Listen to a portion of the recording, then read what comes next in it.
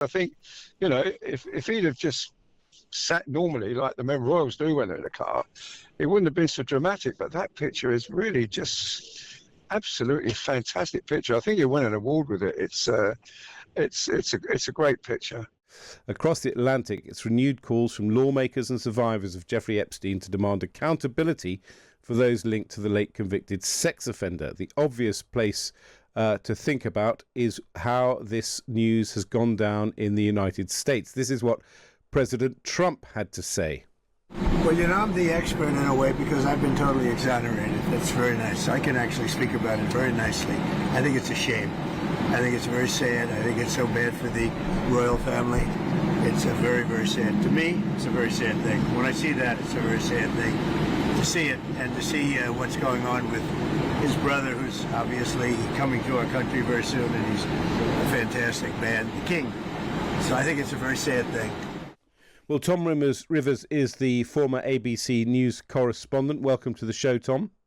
Glad to be with you, Ed. So President Trump says it's a very sad thing, but I suspect President Trump's view is not necessarily the view of others in the United States. What's the kind of consensus? Is there one emerging about what's happened in the UK compared to what's happened in America? Yeah, for a long, long time, as you well know, Ed, there have been congressional calls to have Andrew appearing before a House Oversight Committee, if not in person, maybe via a link. The big question is, could he be subpoenaed? And a lot of the legal experts say that is not probably the route that may be taken, but we'll have to wait and see. But of course, Andrew's name is in the frame. This broke about 3 a.m. Eastern time yesterday.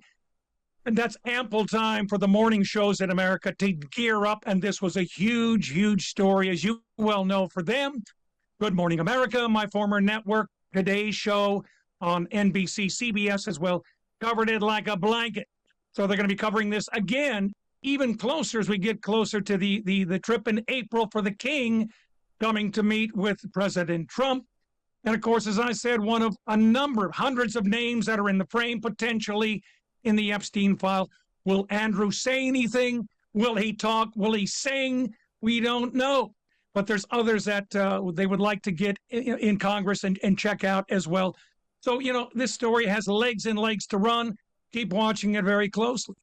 It's interesting that the arrest is seen through the prism of would Andrew, as it were, put some prominent Americans in the frame. Is the call for him to testify driven by Democrats or Republicans, or is it cross-party? I think it's cross-party, and the fact, too, if in fact a royal is, if you will, questioned, put under the microscope, then, of course, certainly others, American politicians, business leaders, not only in America but elsewhere, in the UK and elsewhere, could well be dragged in as well. So, yes, this could be certainly opening Pandora's box in a way we didn't really anticipate going back 2 or 3 weeks ago, this latest trove of 3 million pages coming to the fore. And the first blush was, well, there's more, but not a whole lot to see. Maybe, just maybe, more digging, more connecting of the dots. Some individuals may be on the record saying, yes, this is what really happened in my particular case. We may see more coming to the fore. The brother of Virginia Giuffre was very, very excited about the development with the former prince and saying, look, he said that he was very much in applaud, very much supported the king and saying, look, nobody is above the law. Brilliant. Well, Tom Rivers, former ABC News correspondent, thank you for coming on and giving us a little snapshot of how the news of Andrew Mountbatten-Windsor's arrest has gone down in America. It broke very early in the morning in the US yesterday, so it was covered from the morning shows onwards. Now, across the front pages this morning is the stunned, drawn face of Andrew Mountbatten-Windsor, an image that for many will define how this arrest is remembered. I'm joined now by the legendary royal photographer Arthur Edwards. He joined The Sun in 1974. He captured many candid moments of the monarchy. He was given an MBE for service to newspapers. Welcome to the show, Arthur. Thank you. Thank you. I've got to say, Arthur, I mean, your name will be known to many of our listeners. You are probably the most famous royal photographer there's been. I think you've retired now, but you will have seen this photograph. No, You're still I'm going? still working. Oh, Okay. yeah, I'm still working, yeah. What did you think? What were your thoughts when you saw this extraordinary photograph? Well, I rang the photographer and congratulated him. He's a dear friend of mine, and Phil it's Noble. a great picture. Phil Noble, absolutely. He's based in Liverpool, and I think he was the only one there at the police station last night when he got that great picture. I think it doesn't do Andrew any favors. I think, if he'd have just sat normally like the men royals do when they're in a car, it wouldn't have been so dramatic. But that picture is really just absolutely fantastic picture. I think he won an award with it. It's a great picture. And what's it like trying to capture a picture like that? Because Phil Noble said that 2 of his photographs show the police, 2 were blank, and 1 was out of focus. So it's luck. What you've got to do is you've got to be very brave. You've got to sort of follow the car around with the camera and hope you get the picture. We see the picture and hit the button at the right time.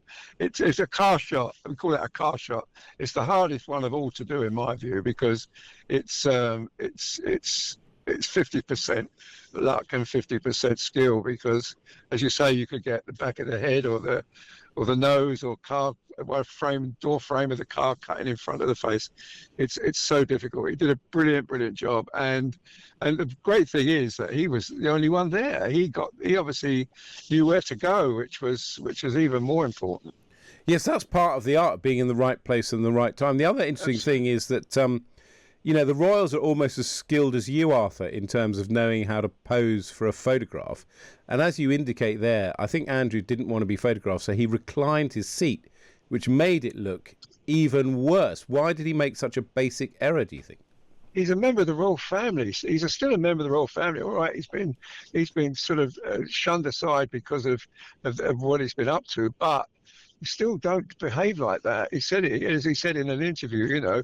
It's not the way the royal family operate, and it isn't. And you obviously you've covered the royals now for decades. I'm sorry for assuming you'd retired. No. You've been doing it for so long, but you Yeah. obviously saw the Queen a lot. You say in the Sun today that you saw the Queen, late Queen, cry once, but she'd probably be in floods of tears today. When did you see her cry? When the Royal Yacht Britannia was decommissioned. Yeah, she shed a tear there. Yeah, I mean, that was strange. In fact, I looked up the picture last night just to make sure she was wiping a tear from her eye. Yeah, she was. But no, I'm glad the Queen's not here to witness this in many ways, because, she would be mortified. I mean, no mother ever abandons their son, even, and whatever they do, even when they're on death row, the mothers would always visit them. And she was. I mean, Andrew was her favourite, and we all know that. And he was always very, just loving towards her, always visit her, always kept going to see her. And even like after the Epstein thing was revealed, I remember photographing them going to church together up at Sandringham. I mean, it was.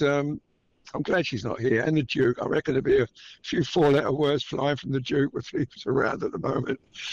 Arthur Edwards, thank you so much for coming on the show. Arthur Edwards, who I prematurely retired, he joined the Sun in 1974. He is probably the world's most well-known royal photographer. An honour to have him on the show.